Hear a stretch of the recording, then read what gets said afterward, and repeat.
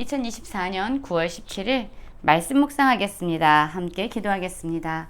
하나님, 우리가 이 세상 그 무엇보다 하나님과 더 친밀한 하나님과 연합하는 자 되게 하여 주시옵소서.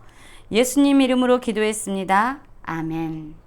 오늘의 말씀은 열왕기하 8장 16절부터 29절까지의 말씀입니다. 말씀을 함께 살펴보시기 전에 개인적으로 말씀을 꼭 읽으시고 묵상하는 시간 가지시기 바랍니다. 열왕기하 8장 16절입니다.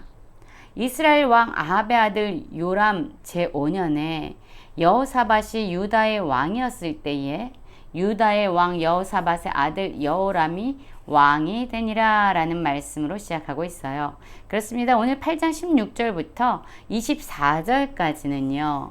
여호사밧의 아들 여호람이 왕이 된 이후에 어떠한 일을 행했는가 행적에 대해서 잘 나오고 있습니다. 여러분, 이 여호람은요. 이스라엘 왕 아합의 아들 요람이 왕이 된 지 5년에 남유다의 왕이 된 사람입니다. 그리고 그의 나이가 32세가 되었을 때 예루살렘에서 8년 동안이나 통치를 했습니다. 그런데 이 여호람에 대한 하나님의 평가가 무엇이냐면요. 18절입니다. 그가 이스라엘 왕들의 길을 가서 아합의 집과 같이 하였으니 이는 아합의 딸이 그의 아내가 되었습니다. 그가 여호와 보시기에 악을 행하였으나 라고 말하고 있어요. 여러분, 그렇습니다. 이 세상의 사람들이 무엇이라고 평가하고 어떻게 인정하든 상관없이 이 세상의 진정한 심판자 되신 하나님이 우리의 삶을 어떻게 보시는가가 중요합니다.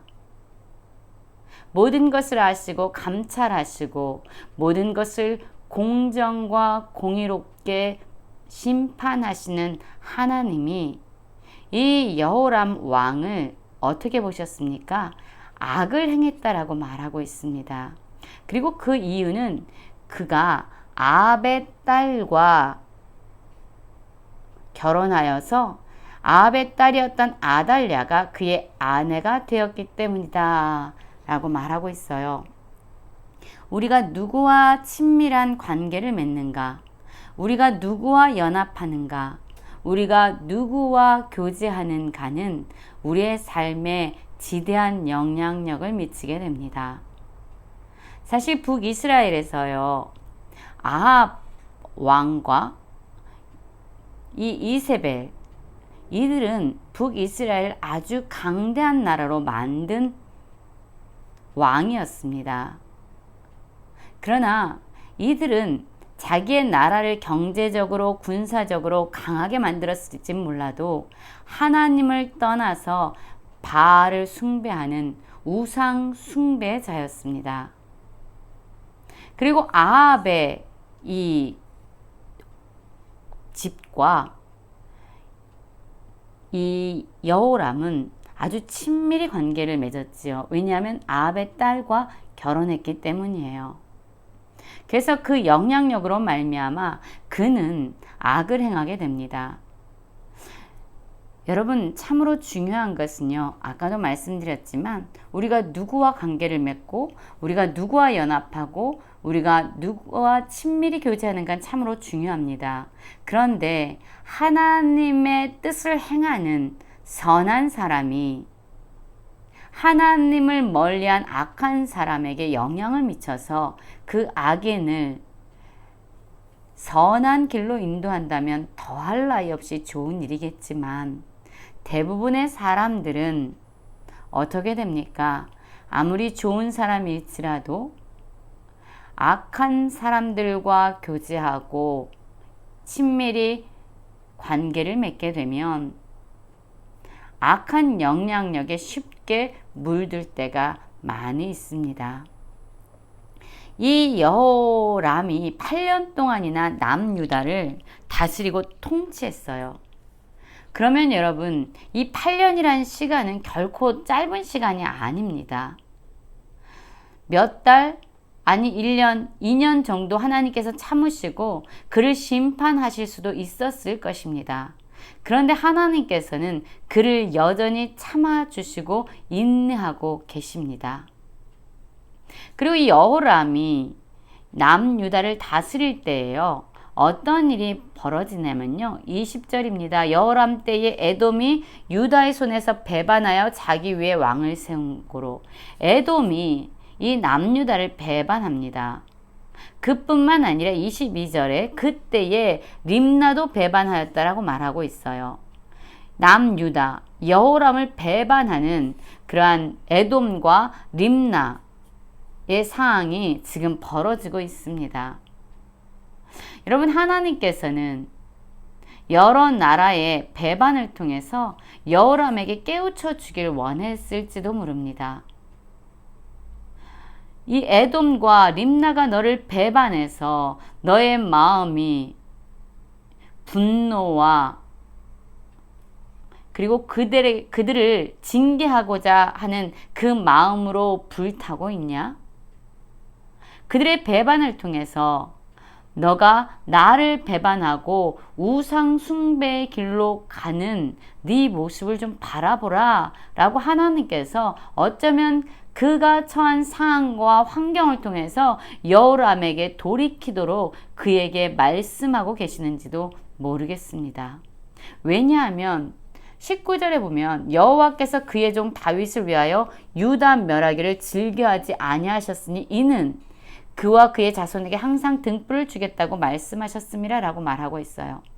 이 여호람이 하나님을 배반하고 아합의 길, 즉 우상 숭배의 길로 행하고 있습니다. 하나님은 그를 8년 동안이나 참고 기다리셨어요. 에돔과 림나의 배반을 통해서 또한 그를 가르치기 원하셨습니다. 그럼에도 그를 멸하지 않으시는 것은, 그를 여전히 인내하고 참는 것은 바로 하나님께서 다윗에게 주신 그 약속 때문이에요. 하나님은 우리의 연약함과 우리의 악함에도 불구하고 하나님 자신에게 신실하셔서 자신의 언약을 반드시 이루시는 분이기 때문이죠. 여호람은 결국 하나님이 보시기에 악을 행하다가 그는 죽음에 이르게 됩니다. 그리고 그의 아들 아하시아가 대신해서 왕위에 오르게 되죠. 25절부터는 그의 아들, 여호람의 아들 아하시아가 왕이 된 이야기가 나오고 있어요. 이스라엘 왕 아합의 아들 요람이 제12년에 유다 왕 여호람의 아들 아하시아가 왕이 됐다라고 말하고 있어요. 북이스라엘의 아합의 아들 요람은 여전히 왕으로서 북이스라엘 다스리고 있습니다. 그런데 남유다에서는요, 여호람이 죽어서 그 뒤를 이어 그의 아들 아하시아가 왕이 되었던 거예요. 아하시아가 왕이 될 때의 나이가 22세였고요. 그리고 예루살렘에서는 1년을 통치하게 됩니다. 여러분, 그의 어머니가 누구였습니까? 바로 아합과 이세벨의 딸이었던 아달랴가 그의 어머니입니다. 이스라엘 왕 오므리의 손녀였죠. 아합의 딸이었습니다. 그런데 이 여인이 얼마나 악한 영향력을 남유다에 흘려보냈는지 27절 보면 아하시아가 아합의 집 길로 행하여 아합의 집과 같이 여호와 보시기에 악을 행하였으니 그는 아합의 집의 사위가 되었습니다. 동일하게 여호람과 같습니다. 그의 어머니 아달랴는 아합과 이세벨의 딸이었어요. 악한 영향력을 흘려보내고 있습니다. 그 영향력으로 말미암아 이 아하시아 역시 하나님을 떠나서 우상 숭배의 길로 가고 있습니다. 여러분, 오늘 말씀은요, 유다왕 여호람이든 또한 유다왕 아하시아든 그가 누구와 친밀한 교제를 누리고 있는가, 누구와 연합하고 있는가, 누구와 관계를 맺고 있는가, 누구의 영향력을 받고 있는가가 그의 삶을 결정하고 지대한 영향을 미치고 있음을 보게 됩니다. 이 세상에 그 어떠한 사람이 아니라 이 세상의 그 어떤 것보다 우리가 하나님과 친밀한 교제를 누리고 하나님과 깊은 관계를 맺으며 살아가기 원합니다. 하나님과 연합하는 자 되기 원합니다. 그래서 하나님이 보시기에 선을 행하는 자, 하나님이 보시기에 기쁨을 이기지 못하는 하나님의 성도요, 하나님의 백성으로 살아가는 모든 성도님들 되시길 간절히 기도합니다.